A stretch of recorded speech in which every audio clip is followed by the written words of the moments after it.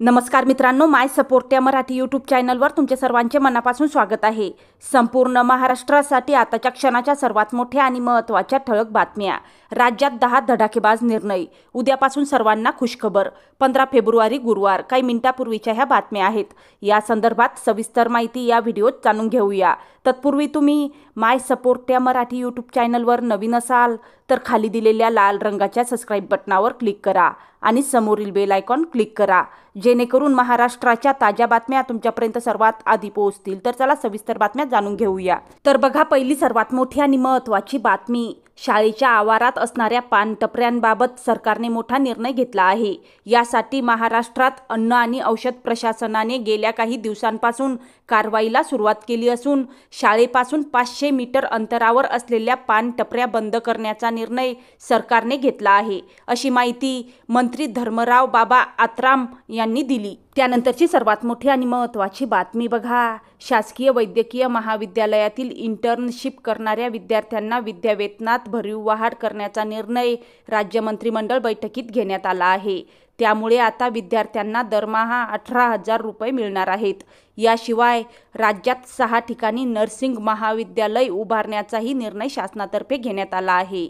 त्यामुळे आता नर्सिंग क्षेत्रात करिअर करू इच्छिणाऱ्या विद्यार्थिनींना याचा सर्वाधिक फायदा होणार आहे। त्यानंतरची सर्वात मोठी आणि महत्त्वाची बातमी बघा।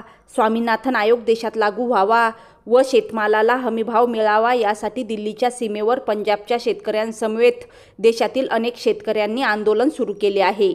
मात्र त्यावर अद्याप तोडगा निघाला नाही। त्यामुळे केंद्र सरकारने हे आंदोलन उगाच चिघळवू नये।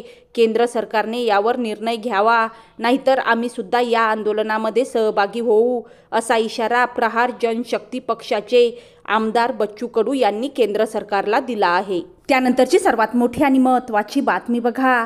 राज्य मार्ग परिवहन महामंडळातील कामगारांच्या आर्थिक मागण्यांवर शासन प्रशासन पातळीवर झालेल्या बैठकीत अनेक निर्णय घेतले आहे, परंतु या निर्णयाची अंमलबजावणी अजूनही झाली नाही।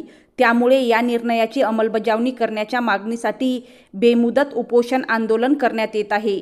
महाराष्ट्र स्टेट ट्रान्सपोर्ट कामगार संघटनेच्या वतीने आंदोलन सुरू आहे। विभागीय कार्यालयापुढे हे आंदोलन करण्यात येत आहे।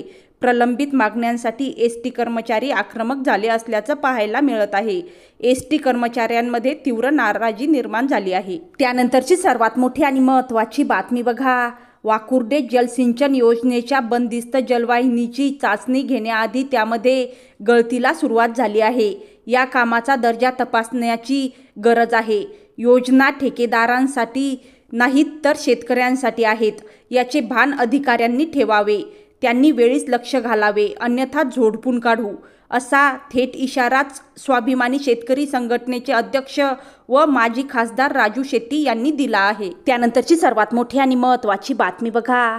अयोध्येतील राम मंदिराची निर्मिती झाल्यानंतर अनेक भाविक रामलल्लाच्या दर्शनाला जाण्याच्या तयारीत आहेत। त्यामुळे आता राज्य परिवहन महामंडळही आपली बससेवा सुरू करत आहे। धुळे आगारानंतर जळगाव विभागानेही अयोध्येसाठी विशेष बससेवा सुरू करण्याचा निर्णय घेतला आहे। अयोध्येतील राम मंदिरात 22 जानेवारीला रामलल्लाच्या मूर्तीची प्राणप्रतिष्ठा झाली। यानंतर आता अयोध्येतील रामाचे दर्शन घेण्यासाठी देशभरातून भाविक अयोध्येत जात आहे।